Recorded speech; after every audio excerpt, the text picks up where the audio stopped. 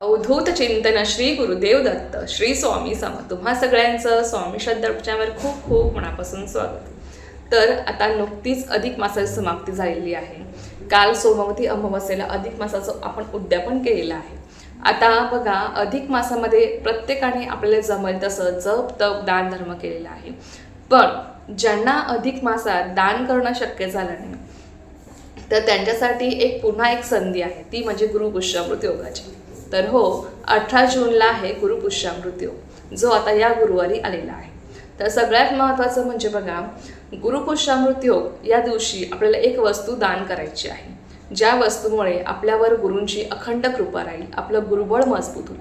आणि जेव्हा आपलं गुरुबळ मजबूत असतं तेव्हा आपल्याला कोणीही हरवू शकत नाही, आपल्याला कधीही अपयश येत नाही, कुणाचीही वाईट नजर आपल्यावर पडत नाही। आणि समोरचा व्यक्ती हा कितीही मोठा असला तरी सुद्धा तो काहीच करू शकत नाही जेव्हा आपल्या डोक्यावर गुरूंचा हात असतो। म्हणून गुरूंची कृपा आपल्यावर असणं, गुरु कृपा अखंड असणं हे सगळ्यात जास्त महत्त्वाचं आहे। आता बघा, आपण सगळ्यात आधी गुरुपुष्यामृत योगाचं महत्त्व जाणून घेऊया। गुरुपुष्यामृत योग गुरुवारी जेव्हा पुष्य नक्षत्र येतं तेव्हा गुरुपुष्यामृत योग तयार होत असतो। आणि या योगावर कुठलीही शुभ कार्य आपण करू शकतो, जसं की सोनं खरेदी करणं असेल, वाहन खरेदी करणं असेल, कुठलीही जागा खरेदी करणं असेल, नवीन घरामध्ये राहायला जायचं असेल तर अतिशय उत्तम हा दिवस असतो। तर अशाच पद्धतीने आपण अनेक शुभ कार्य या दिवशी करू शकतो। फक्त एकच कार्य आपण या दिवशी करू शकत नाही, ते म्हणजे विवाह कार्य। आता ते का करू शकत नाही, तर असं म्हटलं गेलं आहे, योगावर प्रभू श्रीराम आणि सीतामातेचा विवाह झाला होता। आणि आपण बघितलं आहे, आपल्याला सगळ्यांना माहीत आहे की त्यांच्या वैवाहिक आयुष्यामध्ये अनेक अडचणी होत्या, अनेक अडथळे त्यांना आले।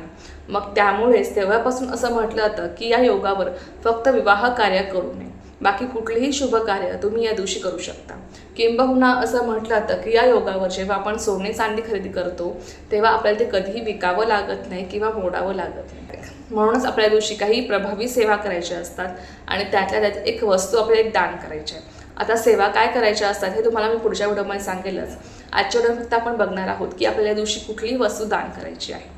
तर सगळ्यात महत्त्वाचं बघा, गुरुवार आहे, आपला गुरूंचा वार, त्याच्यात पुष्य नक्षत्र आलेलं आहे आणि हा गुरुपुष्यामृत योग तयार झालेला आहे। गुरुपुष्यामृत योग हा सारखा येत नाही, तर या योगावर आपल्याला एका वस्तूचं दान करायचं आहे, ती म्हणजे पिवळ्या रंगाचं। त्या पिवळ्या रंगाचं कोणतं दान करावं, तर सगळ्यात महत्त्वाचं म्हणजे बघा, पिवळ्या रंगाचं मग तुम्ही हळद दान करू शकता, पिवळ्या रंगाचं तुम्ही वस्त्र दान करू शकता, पिवळ्या रंगाची तुम्ही मिठाई दान करू शकता, पिवळ्या रंगाची तुम्ही केळी दान करू शकता, किंबहुना तुमच्या जवळपास स्वामींचं केंद्र असेल, मठ असेल, मंदिर असेल, तिथे जाऊन तुम्ही केळीचं वाटप करू शकता, केळी तुम्ही दान करू शकता।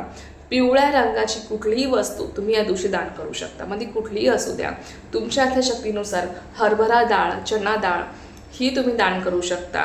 तुमच्या यथाशक्तीनुसार तुम्हाला या दिवशी पिवळ्या रंगाचं दान करायचं आहे। आणि असं म्हटलं गेलं आहे की गुरुपुष्यामृत योगावर आपण जेव्हा पिवळ्या रंगाच्या वस्तूचं दान करतो तेव्हा नक्कीच आपल्यावर गुरूंची कृपा अखंड राहते।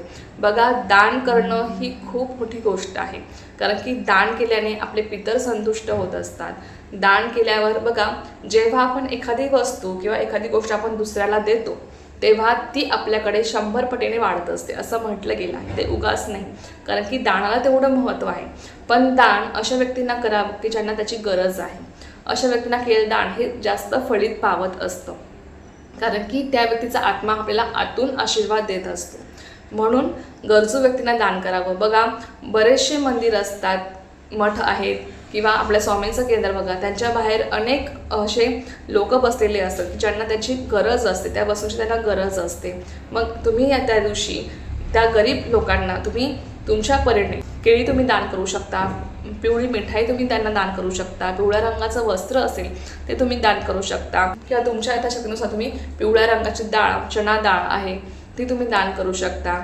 तर तुमच्या यथाशक्तीनुसार तुम्हाला दान करायचं आहे। अधिक मासामध्ये आपल्याला सगळ्यांना माहीत असेल की जेवढं तुम्ही दान कराल, अर्थात नावाप्रमाणेच तुम्हाला याचं फळ अधिक पटीने मिळणार आहे। पण असेही बरेचसे सेवेकरी आहेत की ज्याच्याकडनं अधिक महिन्यामध्ये कुठलंही दानधर्म घडलेला नाही आहे। आपण सेवा तर आपल्या परीने केलेल्या आहेत, पण असेही काही व्यक्ती आहेत की ज्यांच्याकडनं कुठलंही दान घडलेलं नाही आहे। मग त्यांच्यासाठी हा गुरुपुष्यामृत योग हा अत्यंत प्रभावी योग आहे। आणि या योगावर तुम्ही जेवढं दान कराल, अर्थात तुम्हाला त्याचं फळ तुम्हाला तेवढ्या पटीने मिळणार आहे. शिवाय तुमच्यावर गुरूंची कृपा अखंड राहणार आहे. गुरुकृपा आपल्यावर असेल तर मी तुम्हाला सांगितलं मगाशीच की आपलं कोणीच काहीच वाईट करू शकत नाही. शेवटी गुरूंचा हात आपल्या डोक्यावर असणं हे खूप जास्त महत्त्वाचं आहे. कुठलीही अदृश्य शक्ती असू द्या किंवा कुठली वाईट शक्ती असू द्या, कोणाचीही वाईट नजर तुमच्याकडे असेल, तुमच्या परिवारावर असेल, तुमच्या घरावर असेल, तर त्या व्यक्तीचं काहीच चालत नाही जेव्हा आपल्यावर गुरूंची कृपा असते. गुरुकृपेमुळे आपल्या आयुष्यातली संकट कितीतरी नकळत टळून जातात. आपल्याला कळतही नाही की आपल्यावर हे संकट आलं होतं, कारण की गुरु आपल्यापर्यंत ते संकट पोहोचण्याआधीच ते संकट आपल्यापासून ते दूर करत असतात. म्हणून गुरुकृपा आपल्यावर असणं हे खूप जास्त महत्त्वाचं आहे. आणि गुरुकृपा कधी होते? जेव्हा आपण एक अशा विशेष दिनी जेव्हा त्यांची सेवा करतो, काही उपाय करतो, दानधर्म करतो, तेव्हा नक्कीच आपल्यावर गुरूंची कृपा राहत असते. पण लक्षात घ्या, दान करताना एकदम स्वच्छ मनाने तुम्हाला करायचं आहे. कुठल्याही मनामध्ये कपट न ठेवता किंवा कुठलेही वाईट कर्म न करता किंवा कुणाबद्दल वाईट भावना मनात न ठेवता अगदी स्वच्छ मनाने, शुद्ध मनाने, पवित्र मनाने तुम्हाला दानधर्म करायचा आहे, जेणेकरून तुम्हाला दानाचं फळ तितक्याच पटीने मिळेल. आणि नक्कीच दान करा. त्याचबरोबर आपल्याला सेवासुद्धा करायची आहे. सेवा कुठल्या कराव्या या दिवशी ही माहिती तुमच्यासोबत मी नक्कीच लवकरात लवकर शेअर करेल. तर आजच्या व्हिडिओमध्ये एवढंच होतं. तर चला, झालेली सेवा मी स्वयंपाकाने रुजू करते आणि आजचा व्हिडिओ इथेच थांबवते. तुम्हाला जी माहिती आवडली असेल तर व्हिडिओला लाईक, शेअर, सबस्क्राईब करायला विसरू नका. पुन्हा भेटूया अशाच एखाद्या व्हिडिओसोबत किंवा विषयासोबत. तोपर्यंत सर्वांना श्री स्वामी समर्थ. जय जय स्वामी समर्थ.